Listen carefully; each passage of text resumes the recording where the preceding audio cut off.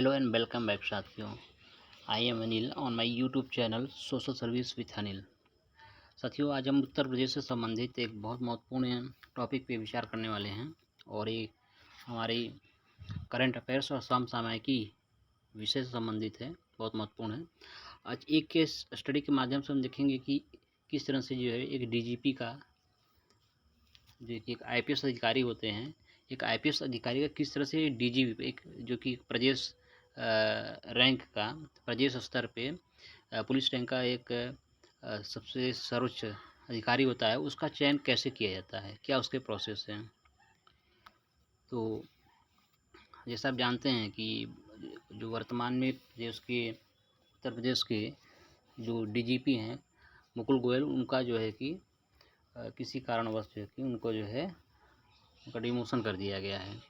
उनके स्थान पे जो है एक नए डीजीपी का जो है चयन किया गया है। उसका आपको ये देखिए हैं, प्रदेश के कार्यवाहक जो है डीजीपी यानी कि पुलिस महानिदेशक देवेंद्र सिंह चौहान, ये जो है कि मुख्यमंत्री श्री माननीय योगी आदित्यनाथ जी से शिष्टाचार भेंट करते हुए दिखाया गया है। तो इसी पे हम देखेंगे किस तरह से जो है एक डीजीपी का चुनाव किया जाता है। तो प्रदेश के स्थायी डीजीपी का फैसला संघ लोक सेवा आयोग करता है। ध्यान देने वाली बात है कि संघ लोक सेवा आयोग करता है, न कि यूपीपीएससी राज्य सेवा आयोग। इसके लिए प्रदेश सरकार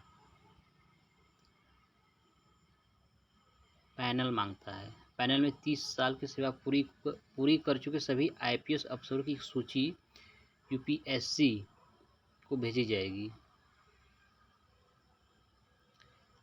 उसमें वरिष्ठता, सत्यनिष्ठा और चरित्र पंजिका के आधार पर 3 नामों का चयन कर यूपीएससी राज्य सरकार को भेज देता है।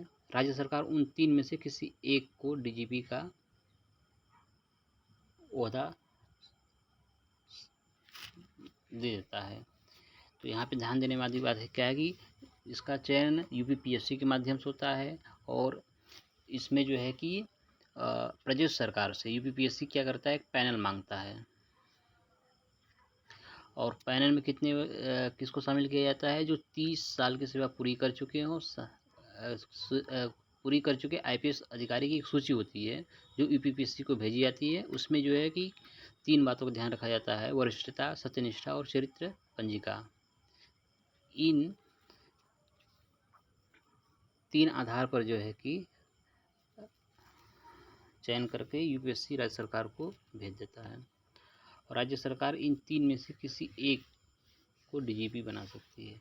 तो उस पैनल में 3 व्यक्तियों को 3 आधार पे चयन करके राज्य सरकार को भेज देती है और राज्य सरकार इस 3 में से किसी एक को चुन सकती है। और जो वर्तमान समय की बात करें तो मौजूदा समय में वरिष्ठता क्रम में सबसे ऊपर 1987 बैच के आईपीएस प्रशिक्षण निदेशालय के डीजी आरपी सिंह हैं। दूसरे नंबर पर इसी बैच के जीएल मीणा, जो सीबीसीआईडी में डीजी के पद पर तैनात हैं। मीणा को होमगार्ड विभाग में मास्टर रोल घोटाला उजागर होने के बाद उन्हें हटा करके मानवाधिकार आयोग में भेज दिया गया था। बाद में उनका स्थानांतरण इसमें कर दिया गया। ऐसे में क्या करती है यूपीएससी, विचार करेगा या नहीं यह राज्य सरकार की रिपोर्ट तय करेगी। यानी राज्य सरकार जीएल मीणा का रिपोर्ट भेजेगी, सीआर भेजेगी, तभी उन पर जो विचार किया जा सकता है, अन्यथा नहीं। जैसे हमने ऊपर बताया, वरिष्ठता और सत्यनिष्ठा, चरित्र पंजिका, ये 3 बातों को ध्यान में रख करके 3 नामों को भेजता है यूपीपीएससी। इसके अलावा जो है 1988 बैच के आईपीएस राजकुमार विश्वकर्मा तीसरे और देवेंद्र सिंह चौहान चौथे नंबर पे हैं। अगर अभी पैनल मांगा जाता है तो मीणा के नाम पर विचार नहीं होता है, तो डीएस चौहान के स्थायी डीजी बनने का रास्ता साफ हो जाएगा। तो ये है पूरी प्रक्रिया जिसमें जो कि किसी राज्य के डीजीपी का चयन किया जाता है। और इसी के साथ हम देखते हैं एक बहुत ही अच्छा न्यूज है प्रदेश में जो आईपीएस के एस्पिरेंट हैं उनके लिए कि एसडीजीपी के पद सृजन के लिए शासन को पहुंचा प्रस्ताव। मतलब कि प्रदेश में जो है विशेष पुलिस महानिदेशक के पदों का सृजन का प्रस्ताव शासन को पहुंच गया है। डीजीपी मुख्यालय के इस प्रस्ताव पर सहमति बनती है तो वर्ष 1990 और 1991 के बैच के 14 आईपीएस अफसरों को फ़ायदा होगा और वे एडीजी से एसडीजी बन जाएंगे। एडीजी से डीजी रैंक में प्रमोशन के लिए 30 साल का सेवाकाल जरूरी माना गया है। प्रदेश में डीजी के स्वीकृत कार्डर पोस्ट की संख्या 7 है। इतनी ही एक्स कार्डर पोस्ट होती हैं, यानी यूपी में एक समय में अधिकतम 14 डीजी रैंक के अफसर रह सकते हैं।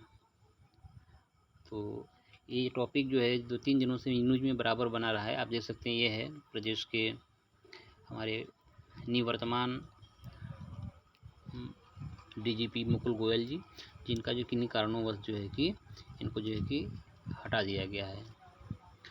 इसमें दिया गया है कि सेवा काल से पौने 2 साल पहले ही इनकी कार्रवाई किया गया है, यानी कि इनको डिमोशन करके इनको जो है कि नागरिक सुरक्षा में इनकी जिम्मेदारी तय कर दी गई है।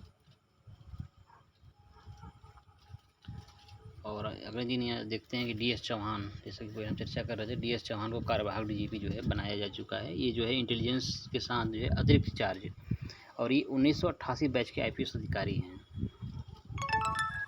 थैंक यू वेरी मच आपको समय देने के लिए।